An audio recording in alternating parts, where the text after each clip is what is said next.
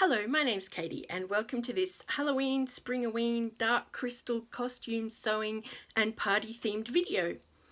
I think that pretty much sums up everything this video is about, so let's get straight into it.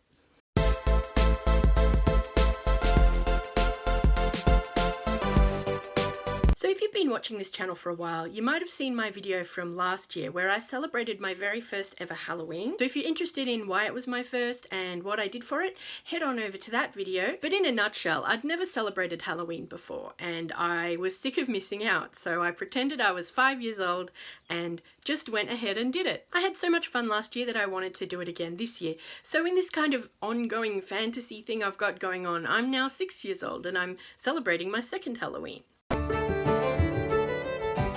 So I started thinking about what kind of things was I interested in at the age of 6. I started to get interested in movies and TV shows, and on a seemingly unrelated note, I have a cloak. Yes, I'm the kind of person that has a cloak. I rediscovered it recently when I did my wardrobe inventory. I've had it for years and I've never actually worn it. So I decided that I really wanted to try and incorporate the cloak somehow. I mean, it's a really awesome cloak. It's definitely vintage and it's really well made. The fabric is very substantial and it's just a gorgeous garment. But back to my favourite movies. Well, when I was a kid, one of my favourite movies was The Dark Crystal. If you've never seen it, it's an amazing movie and I recommend you check it out. But don't worry, this video is not going to have any spoilers. And The Dark Crystal is a fantasy movie, so it has a lot of cloakage in it. So I thought, oh, this is perfect. I can dress as the main character, Kira the Gelfling. But then I looked at some photos of Kira and her cloak is green. It's not blue. My cloak is the wrong colour. And at first I thought this project was going to be over before it even begun. But then I remembered there was also a Dark Crystal TV series which came out a couple of years ago. And you see a lot more Gelflings in that. There's a huge range of them. I remembered that they had different clans and the clans dressed in different coloured outfits depending on the culture and the location where they lived. And I thought to myself, were there any that wore blue? Oh, I hope so. So I did a bit more searching and yes, there is a clan that wears predominantly blue outfits. Their name is the Seafa and they're an ocean-going clan. Their outfits and culture are inspired by the ocean, so they're mostly in shades of blue. This was very exciting to me because it means I can still go ahead with my project. So I'm doing a Dark Crystal Seafa Clan Gelfling inspired costume and party for Halloween. Alright, now I'm designing my outfit. So the main elements I'm going to need are, well, my cloak, obviously, some kind of dress. The ears are very important. For a Gelfling, of course, they're elf-like ears. I'll also want to look at the hairstyle. A lot of the Seafa Gelflings that I saw pictures of had some kind of headwear. I'll consider that, but I may not want it to clash with the hair, so we'll see how we go. Shoes and maybe wings. We'll see how we go. I've got less than a week, so I might not have time to make wings as well as all that other stuff. But we'll see how we go. So first off, the cloak. Well, that's already done, so let me fill that in. That is one thing I can tick off already. Awesome. I just penciled that in case the cloak needs anything done to it on further inspection. You never know. Now for the dress or garment. Most of the Gelflings seem to wear a high-waisted garment. So I'll pop that in there. They often tended to have a V-shaped neckline and then some kind of high-collared filler thing underneath. And a lot of them had this beautiful garment which looked like it went over the dress. But I don't have a lot of time, so I don't want to get too complicated. I might just try and decorate the dress itself and hope that'll do. I didn't see many full-length photos of Gelflings, certainly not any of the Seafa, which I understand because they weren't really main characters, and just for practicality reasons, because they're puppets, you're not often going to build a bottom half for a puppet unless they're a main character, so I understand that. So I might just have to use my imagination for that one.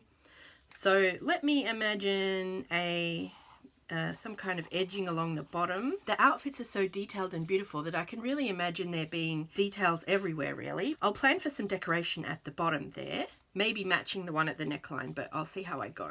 So I don't know how I'm going to do this high neckline thing, but maybe I can make some kind of chemisette or something. I've seen a few videos about historical fashion where they had some kind of neckline filler, so I might be able to whip up something like that. we'll see how we go. Maybe just whack some beads and things on here, make it look pretty. There we go. All in shades of blue. Almost all of the Gelfling outfits I've seen had layers, so I want to try and bring that into the outfit a little bit, but make it quite simple because, again, lack of time. A lot of the Sifa outfits I saw had a scallop theme, which makes sense with them being very ocean inspired. So I thought maybe I could make some kind of overskirt or maybe even an apron that has layers of scallops on it. I'm not sure if I'd have enough time for that. We'll see how we go. But I definitely do want to get like another layer happening on this skirt section to give it some more depth and more detail. To be honest, I'm not going to bother with embellishing the back because the cloak is going to cover it. So maybe some kind of apron arrangement that I can tie at the back might be a good idea. Now next is the ears. Now as I'm sure you know if you've seen the Dark Crystal, they have elf-like ears. Some are pointier and some are more kind of rounded and mouth shaped, I've noticed. And it doesn't seem to go by clan, it just seems to go by individual Gelfling as to what shape the ears are. I do really like the look of the rounded ones, but I have no idea how I'm going to make the ears, if I'm going to buy some, if they'll be on a headband, or if I'm going to stick them to my ears. Yeah, we'll find out. Hopefully I'll figure that out as I go along. So next up is the hairstyle, and as I mentioned, I already have the right colour hair, so bonus. I noticed that a lot of the Gelflings have braids that come down in front of their ears, which I think looks really lovely. So I want to do that. And they do seem to have different hairstyles, like some are long, some are short, some are curly, some are wavy, some are straight. So I'm just going to go with my natural slightly wavy hair. I noticed they used a lot of charms and a lot of scrap pieces of fabric to decorate their hair, so I'm going to add some of those on. I'm sure I'll have scrap pieces from making the dress.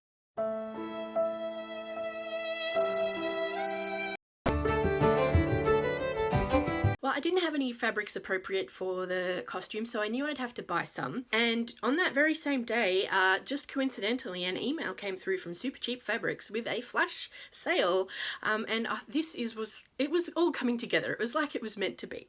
So I jumped on and I looked at their sale page, and it was getting quite late in the day. I wasn't really thinking straight. I just went through and bought a piece of every blue fabric they had in the sale section, clicked on purchase, and yeah, didn't think that much about it, as we'll see later. While I was waiting for the fabrics to arrive, I decided on the pattern that I was going to use to sew the dress. As I was waiting for the fabrics to arrive, I organised the pattern that I was going to use to sew the dress. Now this is a pattern that I'm very familiar with. There was a time, admittedly, very many years ago, where I could have just turned out dresses in that pattern pretty much in my sleep.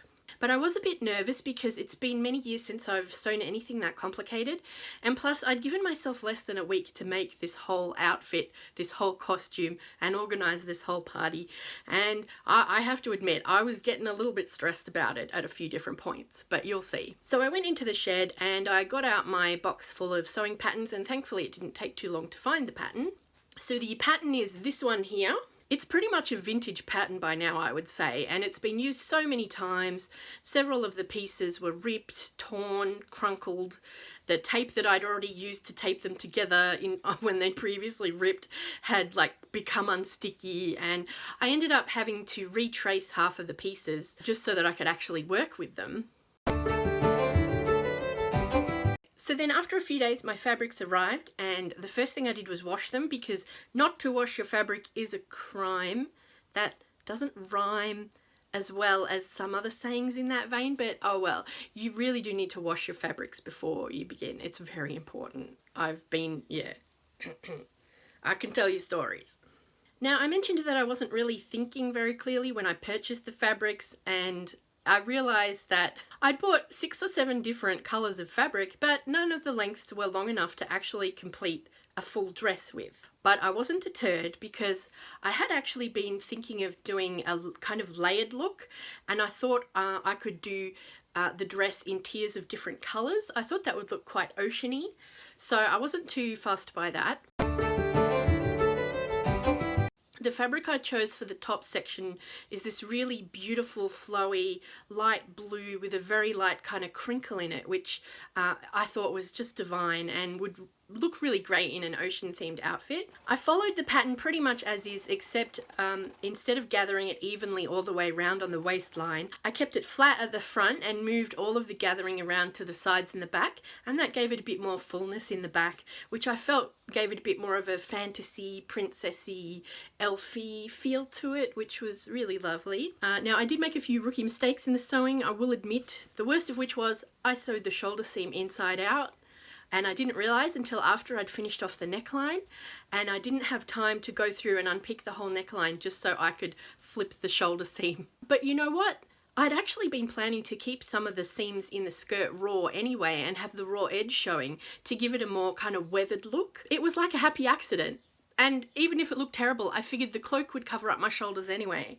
So maybe, yeah, we'll just go with it. Then when I was finishing off the skirt, I sewed one of the extra pieces of fabric on to create a second tier. I had been planning to add a third tier in the navy blue fabric, but with just one tier it was long enough and I just wanted to leave it as is. That's fine. I then got out some pretty light blue lace from my stash and sewed that around the neckline. I have to admit the sewing took a bit longer than I thought it would. Just like me, my sewing machine is getting very old and it can only work for a short time each day before it just packs up and you need to give it a rest and try again tomorrow. So it took a day longer than I thought it would, but that's life. I didn't have time to hem the seams on the bottom of the dress or the sleeves, but most of it would be either covered up or have a nice, be part of the aesthetic anyway, so yeah.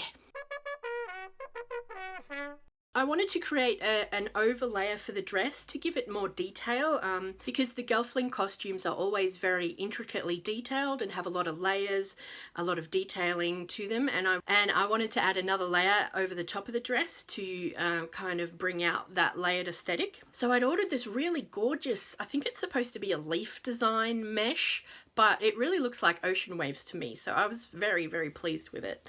And I sewed it onto a waistband to make a kind of apron type dealio, which I thought, okay, I'll tie that around my waist. The overlayer can just hang down over the dress. So I managed to just attach the mesh onto the waistband before my sewing machine died again, and I didn't get to finish off the waist. So I just kind of rolled it up and scrunched it over, and I think it looked all right. So then I wanted to add some more embellishments to the dress to give it some more detail. So over a couple of nights I hand sewed this beautiful ribbon with a kind of silvery holographic thread through it that I got from Daiso, and I sewed that around the neckline and added some beading.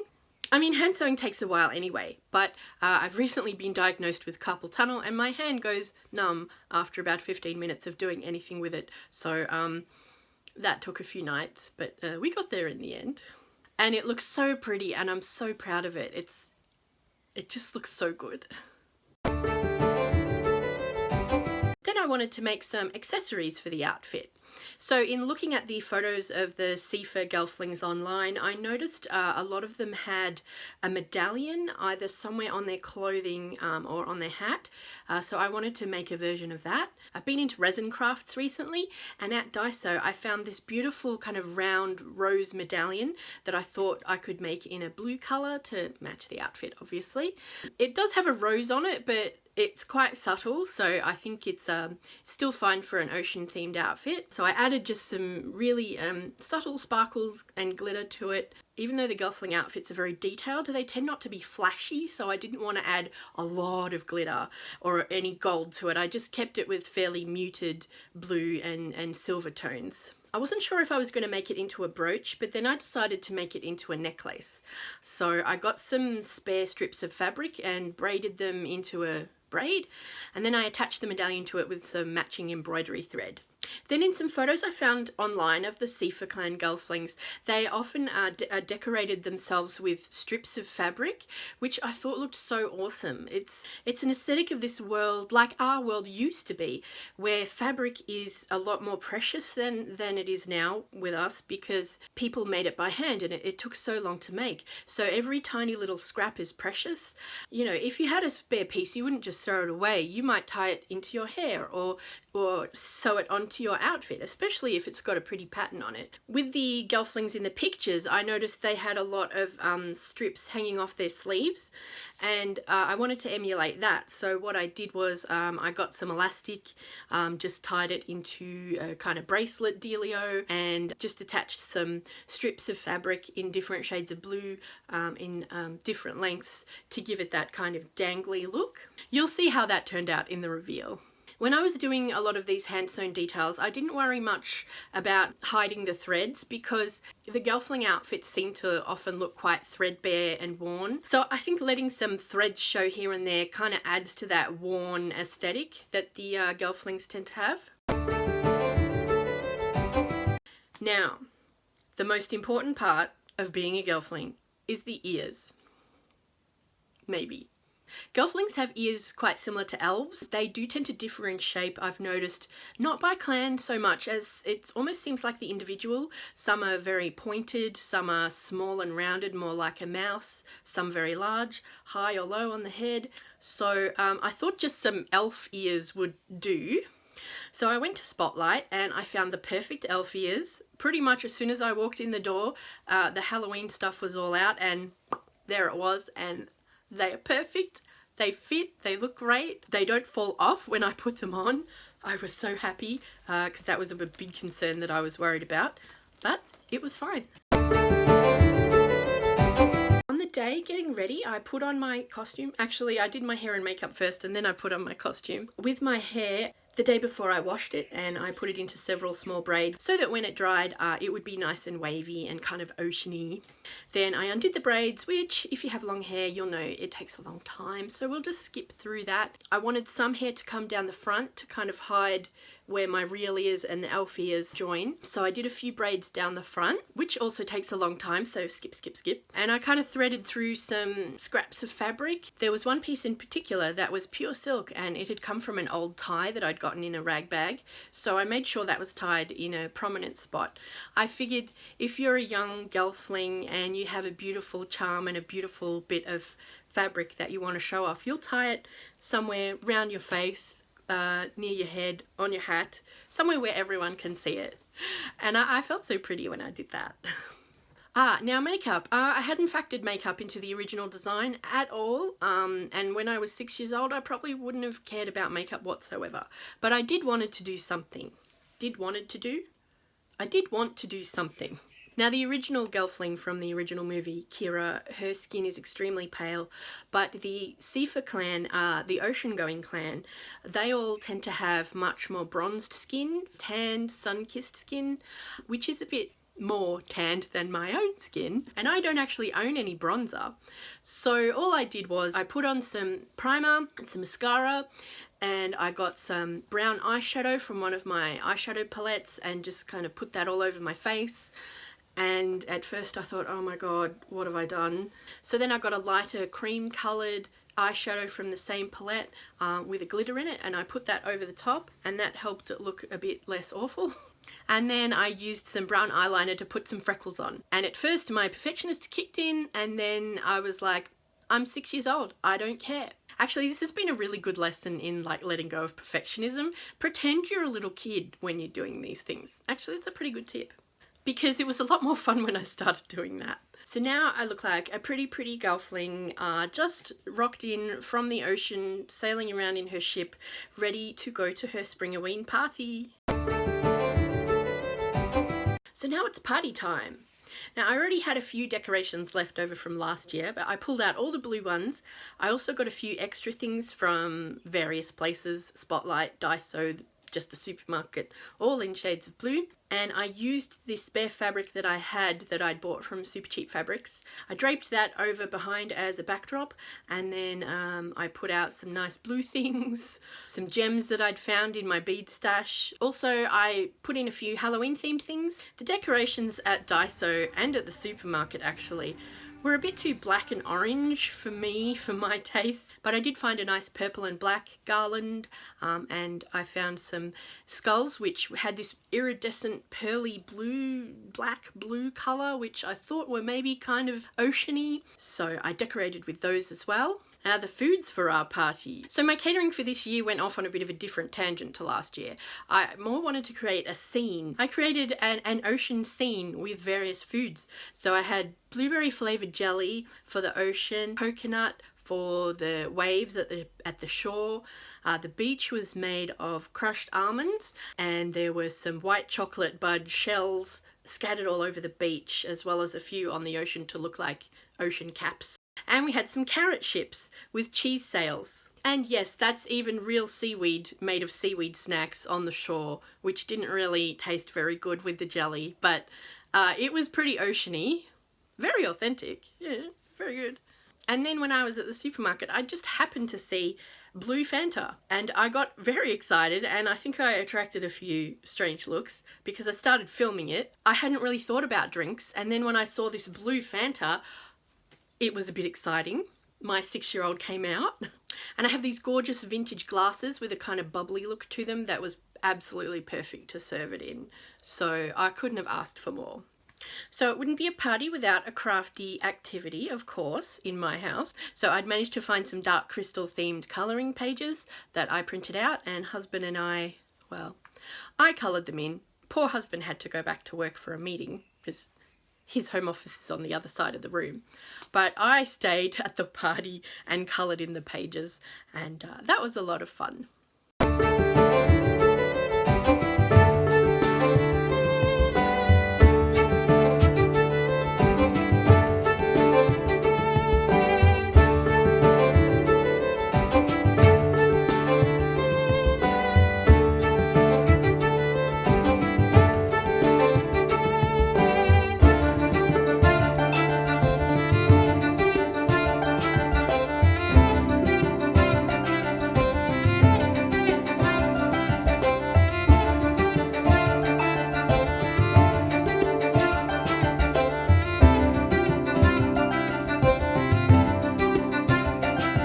Very much for coming to my Halloween Springoween dark crystal themed party. I hope you enjoyed it.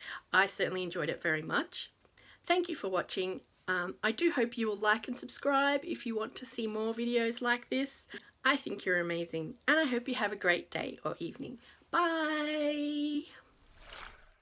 Insert like bloopers here.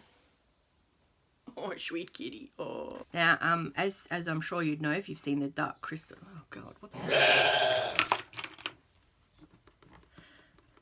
Because the Gelfling costumes, as I mentioned, have I mentioned it? I don't know. To bring on that aesthetic. All the beads came from my stash. I have a stash of beads. No time for wings. No time for wings.